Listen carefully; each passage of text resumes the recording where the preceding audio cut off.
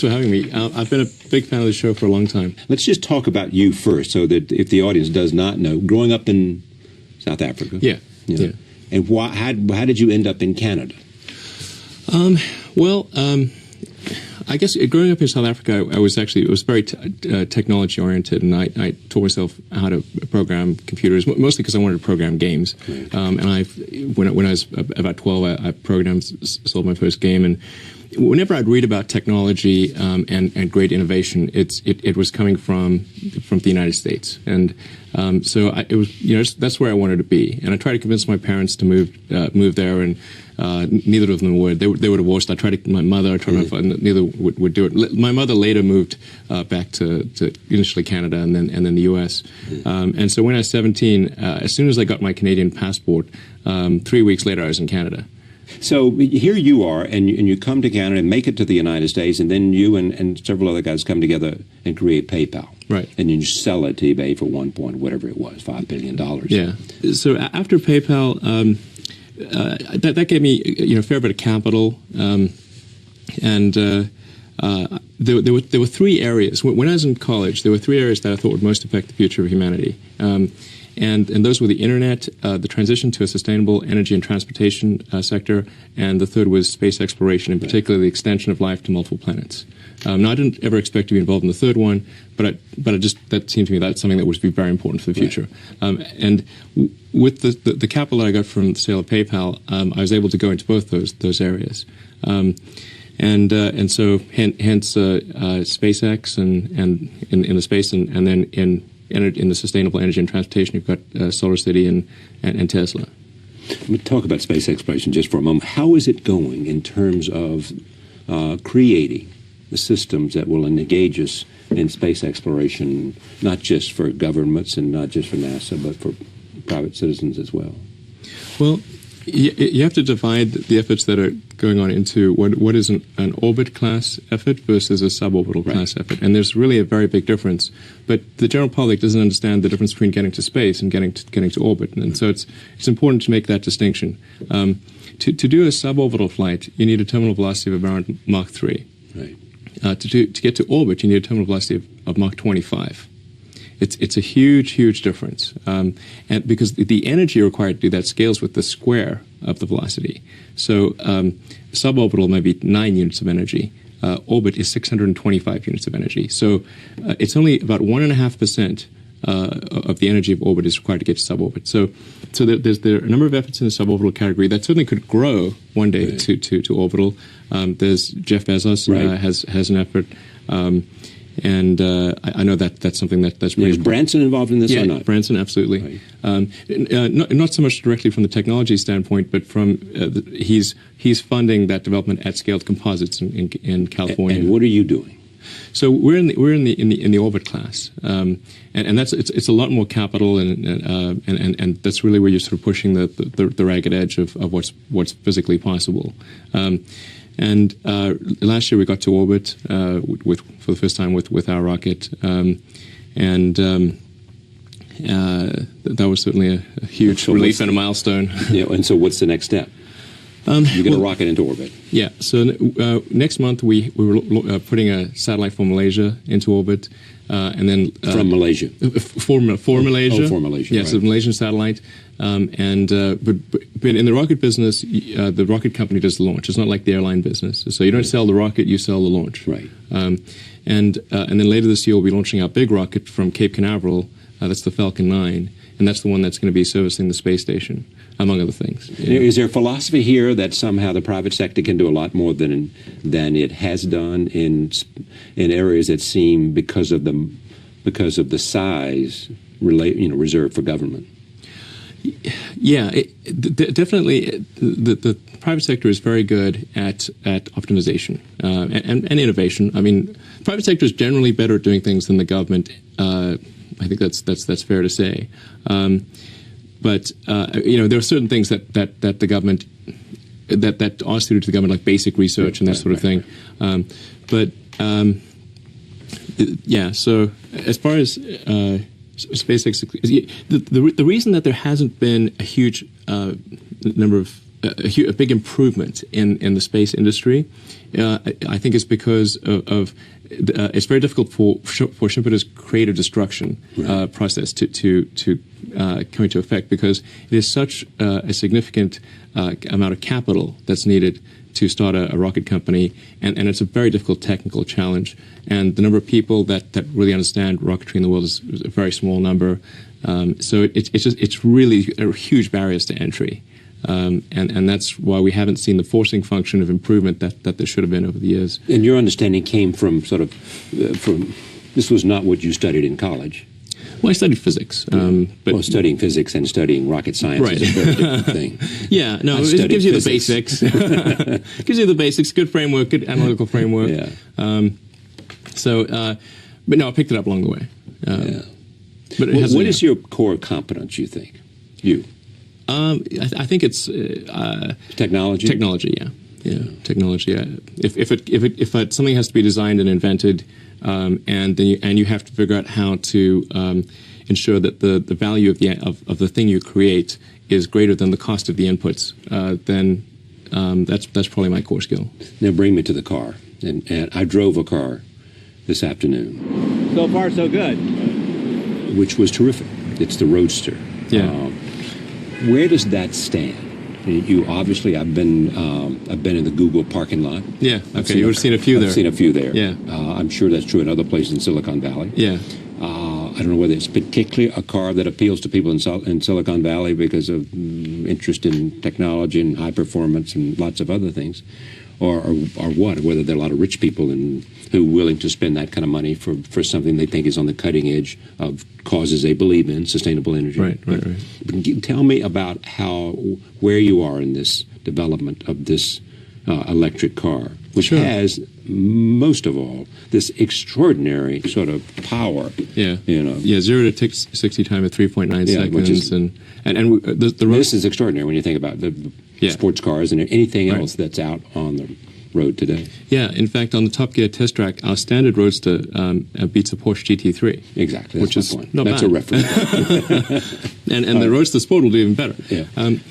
But you've also said, in terms of where you want to go, that developing a high-performance sports car is not what this is about. Absolutely. This is about something else, and you want to develop a sedan.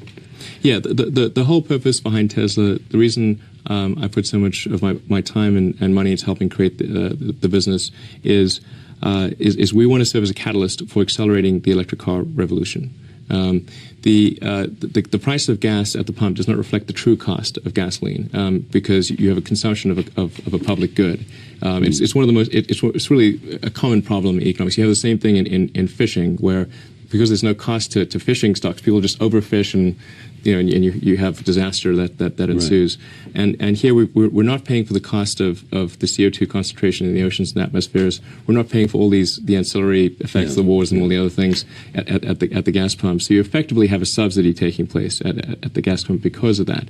So the only way to bridge that is with innovation, is to try to make electric cars better sooner than they would otherwise be. Now, suppose this is a hypothetical which may or may not speak to the point, but suppose 15 years ago, right? Let's say Bill Clinton as president, who talked about the road to the 21st century and all of that. Suppose he had said, I believe so much in sustainable energy that I want to make a commitment, and the federal government, using all of its resources, will develop an electric car with appropriate battery power that will change the face of the automobile industry in the world. Was that very doable? Now, Bill Clinton was elected in 1992, 17 years ago. Yeah. You could have made a reasonably good electric car around that time for a lot of investment. And should that have been done? Should the U.S. government have made that kind of... Otherwise, you will not be able to change the driving habits of Americans. Was it a worthwhile expenditure at that time? I think it probably would have been a worthwhile expenditure, but the thing that really helps electric cars is lithium-ion. Right. And when did that come around? I mean, explain why batteries has always been the great dilemma for developing an electric car. Sure. Well, the energy contained within a battery is so much less than is contained in gasoline that I mean, it's really it's hard to quite describe. I mean, another way to put it is the Tesla battery pack in the Roadster, which is the most advanced battery pack in the world. Right. The common reference is to call what is actually a cell a battery. Right. So a cell is the little single kind of chemicals, and then if you have multiple cells, that's what actually a battery. Right. That's literally what a battery means. Right. Multiple cells. Multiple cells. Right. And usually as the batteries get bigger and bigger, they get harder and harder to deal with. So the cell that we use is a commodity cell. Right. Buy it anywhere. Pretty much, and it's the same sort of thing that's in any one number of laptops. Right. The challenge is combining those cells and having thousands of them, making sure they're safe, making sure they'll last for 200,000 miles or 100,000 over bumps and potholes and extremes of temperature and safe in a crash, and that compounds the problem massively. And you've got to make sure the charges and temperatures balanced across the whole thing. So the difficulty is really at the pack level much more than it is at the cell level. And that's really where the single biggest area of Tesla's expertise. Although I should point out that Tesla also has, we design and build the motor and the power electronics and the software that manages the whole thing. So those are important too. But the battery is the single most important thing. And the Tesla battery pack, to reference it to gasoline, it weighs about 1,000 pounds. And it has the energy content of 2.5 gallons of gasoline. So that means you've got to have a lot of charges. Well, what that means is that, but there's an advantage because the consumption of that energy is much more efficient in an electric car, and this is I'll get to why is the Tesla Roadster twice as efficient as a Toyota Prius, which is obviously not a sports car, right? And the reason is because an electric motor is fundamentally super efficient at turning energy into motion. So a good electric motor, such as the one that we have in the Tesla Roadster, is about 90% efficient at turning the electricity into motion, whereas a gasoline internal combustion engine is somewhere typically in the range of around 17 or 18%. Most of what it does is generate heat. So even though it's only 2.5 gallons of gasoline, that 2.5 gallons of energy content goes really far compared with if you had if that was okay compared to the Prius, but also compared to the new GM Volt. Right. How does it do in comparison with the Volt? The Volt is a different architecture. It uses it's a plug-in hybrid architecture. So it's I think got about a 40-mile or so battery pack. That's what they say, right? And then there's an engine with a generator that allows you to go beyond the 40 miles. Exactly. Right. And whereas ours is pure electric, and the strategy that we've decided to hew to is a pure electric strategy, I mean, I've been criticized sometimes for responding to questions like yours to explain why we've gone pure electric, and then people have taken that to be an attack on the Volt, which is not the case. I hope the Volt succeeds, and I think it can be a pretty good car. And all that kind of thing. I don't take this as an attack. I'm asking questions. It's not, but I just wanted to put that. Hey, what I hope to do in this conversation with you is figure out what it is you've done, because you've got a fair amount of attention. Sure. Figure out why you're not further along than you are, or figure out why you are, and what your expectations are to do. When where is the game for you? I think it's taken a while for the industry to come around to this point, but I think it's largely at this point it's almost become conventional wisdom that the future is electric cars. Right. The only question is this interim period of this transitional period. But if you look at the pace of battery improvement, it's clear that's why I mean it's inevitable. Right. The future will be entirely electric. And the irony of all this conversation is that in the last year, a year before its bankruptcy, General Motors had announced that the Bolt, was the key to their future as an automobile company. Right. Yeah, exactly. I mean, one area of criticism I think that is valid regarding GM is Prius that have to come to that conclusion, by the way. Well, they should have probably done a Prius or something like that. But I think if they had the EV1, right, exactly, which didn't work, but didn't make it for reasons I'm not clear. Right, and as a marketing success. Yeah, Chris Payne did a movie, Who Killed the Electric Car, about it, and it was sort of trying to investigate that issue. But I think it's notable that in that movie it shows that the customers who had the EV1, the cars had to be taken away from them and crushed, and they held a candlelit vigil. Right. If you have people that really love a product to the degree that they're willing to hold a candlelit vigil for it, that says, hey, maybe you should make an EV too. It certainly does say that, you know. So the car that I drove today, the Roadster 2, I think it was a Roadster before this. This is right, second iteration of it. Yeah. Came through production what year? The first Roadster number one, the first production Roadster, which was fully Department of Transport legal and all that sort of stuff. Met all the standards. Yeah, it was February of last year, and that was my car. That was the car, your car? Yeah. Meaning what? The one that you Production drive? Unit 1. Oh, okay. Yeah.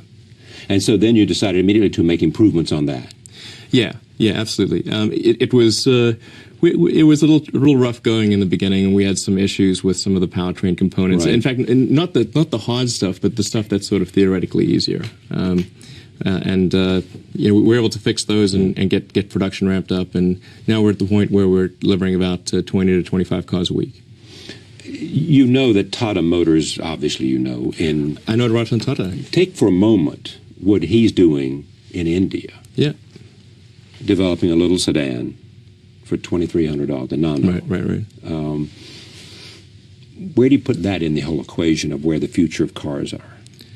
Well, I think it's a good idea to have affordable cars.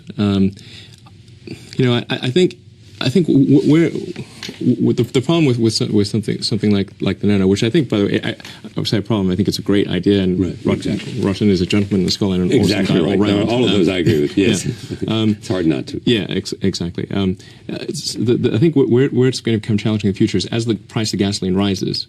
The cost of acquiring the car is much less of an issue than the cost of operating the car. Right. And I think oil is and going it's inevitable that it's already moving back up. And do you have some assumptions in your own calculations as to where oil will level off? I think it will exceed the numbers we've seen last year. 144. Oh yeah, sure, absolutely. I think we'll see it start to approach $200 and beyond by 2010, 11, 12, somewhere in there. I'd say whenever the next boom is. So if let's say the next boom is 4 years from now, it'll be around that point. Of all your businesses, which one do you care the most about? Well, right now my time is split roughly evenly between Tesla and SpaceX. So I guess it would be pretty even between the two. And Solar City is doing great on its own, and the two co-founders there, Lyndon and Peter Rive, have done a phenomenal job, and thankfully it requires very little of my attention. Right now, the reason to create a sports car, a Roadster, as the first stage of this, is because it attracts attention, or what? Oh, so great question. So, because people often misinterpret why we have created a sports car, because they will say, the implication will be sports cars for rich guys is not a way to solve the energy problem. Right, exactly. And they would sort of like that I feel that there was somehow a shortage of sports cars for rich guys or something like that, and that was the problem. That's right. And not if any new technology is expensive when it starts out. And you can point to pretty much anything, because the first thing that engineers are trying to do is make it work, and then when you make it work, then you optimize and you optimize and you optimize. And if you look at the early days of computers or cell phones or almost anything, even the early days of gasoline cars, they used to be toys for rich people until they were made affordable and mass production. Henry Ford came along. Yeah, and then you combine that with the car. And then you combine that with the fact that we're just a little startup, there's just no way that we could afford $1 billion to make a giant car plant that would make hundreds of thousands of cars a year, because that's the kind of volume you have to get to make cheap cars. And it's also the first iteration of technology. So we had both a volume problem and a new technology problem. And so that naturally you have to reach scale. You have to reach scale, and you have to work the bugs out of the system, and so you got to make it, and you want to make your mistakes at a small scale. Okay, so how's that going? Reaching scale and being able to create a business plan that will enable you to reach a large audience, and create and continue the development of the technology that will make it even more attractive? It's going really well, actually. We had a few bumpy years in the beginning, but at this point we're producing at a steady state of about an annualized production rate of about 1,000 Roadster sports cars a year. We unveiled our sedan a few months ago, which is a much more functional car, and it's a $50,000 car. So it's about half the price of the Roadster. And the production run, say, for the year 2010 for the Roadster will be? About 1,000. And for the sedan? The sedan is only coming out in 2 years. So 2011 will be the first year. Right. And what's the projection for that? We're expecting to do 20,000 units a year for the sedan. It's always difficult to predict these things exactly, but our target is we'll produce a total of about 100,000 of them and about 20,000 a year. And there are going to be many variations on that. We'll do an SUV and we'll do other things, and then we'll do our third generation platform beyond the sedan. The Model S sedan will be a sub $30,000 car. So we're trying to get to mass production as soon as we possibly can, but that's both from the cars that we make ourselves, as well as the cars we do in partnership with others, like the Daimler deal you may have read about. Right. And, yeah. So how do you measure the odds of success? Personally, I would say success for me, for Tesla, is that we've accelerated the advent of electric cars by at least 5 years. But is that the goal, to accelerate the advent of electric cars, or to create a great electric car company? I think the two are synonymous. Okay. I mean, you do one, you do the other. Okay. Yeah. And why is it that it's happening by a guy who created a startup in 2003 rather than a whole range of sort of industrial automobile companies around the world, not just here? Fiat is a successful car company, and they own Chrysler. Right. Well, disruptive technology, where you really have a big technology discontinuity, it tends to come from new companies. Right. You could ask the same question of why did Google come from Larry and Sergey? Right. Who, by the way, I've known Larry since before he got venture funding for Google. Ned, is he an investor in Tesla? He is. Larry and Sergey are investors in Tesla. And they drive them or don't drive them? Yeah, they drive them, absolutely. Because some of the criticism that comes at you and the company now is that you went out to seek a lot of external financing and did not reach your goals. Well, it's taking us longer to reach our goals, but we're definitely reaching our goals. Yeah. What was it? Raise $100 million, or raise 40, or what was it? What was the goal? Well, I think some of the stumbles were silly mistakes we made ourselves. Some of them were market externalities. And we were getting ready to raise, or we're in the process of raising about $100 million round that began in sort of the summer of last year, and then ran into, Force 5 hurricane. Right, exactly. An economic circumstance that took everything in sight. Yeah. And so that forced us to scale back our plans a little bit. We had to do a layoff. And we had to raise the money internally from existing investors. I had to put up a lot of the money personally, because there was just no money. And so it was sort of a hair-raising time for the company. But at this point, we're actually in good shape. We expect to be profitable in the third quarter. And that comes from the success of the Roadster. Yeah, and the Roadster. And we also have a powertrain supply business to Daimler as well for an electric smart that we're doing with them. Make the smart car an electric car. Yeah, the smart car was always intended to be an electric car, but they could never get the battery right. So a year and a half ago, we met with Daimler, and I was trying to convince them to work with us. We've really tried hard to work with a lot of different car companies, and what happened?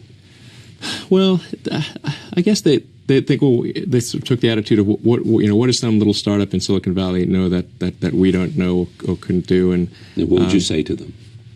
Well, we'd say drive our car and look at our technology, and I don't know, it just never seemed to sort of sink in. But Daimler did, actually. So I went through Stuttgart, went down the way to India, actually, and met with Dr. Weber, the head of global R&D, and we had a conversation. I said, well, what does it take for us to work together? We'd love to do something. We'd love to do something with, you know, an affordable mass market car that, you know, we ourselves couldn't do right now because we don't have the capital and resources. Most of it. Yeah, so I said, what about, you know, what about an electric Smart? And because the Smart was always intended to be an electric car, and what would it take for us to work together? And he said, well, if you could do a prototype, that would really go a long way. So we did. We worked really hard. The powertrain team, led by J.B. Straubel, did an awesome job. And 40 days later, when they came out to visit, we said, here's the car, take a drive. And they really liked what they saw. And so what did they do then? Then they said, okay, well, let's take it sort of another step further, and they gave us a little R&D contract, and eventually got to the point where we got a contract for to supply 1,000 cars for them, and then if we do well in that, we'll potentially go into, you know, tens of thousands of cars. But this is a car that everyone could afford, and could hopefully come quite soon. Do you have a profile of the people who you think will want to buy these roadsters? Yeah, absolutely. It's the kind of person who likes a performance car. Maybe they own a Porsche or a Lamborghini or something. You know, this car is actually faster than a Lamborghini 0 to 60. Yeah, it's I think faster than almost anything I know of. Yeah, I mean, there's like things. The really sort of $1 million supercars. Obviously, those will beat it. Like the Ferrari Enzo is going to be faster. Right. But it's pretty much faster than any normal sports car. And it's really easy to drive. If you want a high performance car with a clean conscience, this is the only option. And the sedan is going to be for someone that wants a great sedan and also, you know, a clean conscience, and it's also going to be cheaper to operate than So. Right. You are, as you well know, a controversial guy as well. I try not to be controversial, but it seems controversy seems to find me. It finds you. It finds you because you think big. You're a software guy who has been successful in the private sector. Yeah. You know, and see no reason you can't do things that other people have not been able to do, no matter how large the corporate enterprise. Create the best electric car, or B, put privately astronauts in space, which you say you will do in 2 years? Well, yeah. It sort of depends on when NASA asks us to do that. If NASA turns on asks us to do that this year, which we're hopeful that they will, the White House has convened a panel on the future of human spaceflight. That panel is going to make their recommendations in a few months. I hope that some of those recommendations will be favorable to SpaceX, because the alternative is if SpaceX doesn't do it, we will be entirely dependent on the Russians to carry our astronauts to the space station after 2010. And billions of dollars will be spent on essentially a sole source situation to the Russians, which I think is outrageous. And you haven't taken advantage of the opportunity to go in space yourself, have you? No, I've not. Have you wanted to? If it was purely a matter of personal interest, I would have done it already. Yeah, I mean, I do want it. Is Sergey interested in that, or no? Sergey is expressed some interest in that. Some interest, yes. Yeah, I would like to go at some point, but it's. I'm also in the point where it's difficult for me to take personal risks. I used to take a lot of personal risks because of children. I've got my kids and responsibilities with the companies as well, and so if I do things where they have personal risk at this point, I risk more than my own being. Yeah. You've had how many triplets? You have one set of triplets and one set of twins. Yeah. I have the twins with me in New York, actually. So they like the car. Yeah. They can't drive they can't go on the roadster because it doesn't. It's not very kid friendly. But the sedan. No, it's not very kid friendly. You're right. The sedan will be ideal for them. So much success to you. Thank you for coming.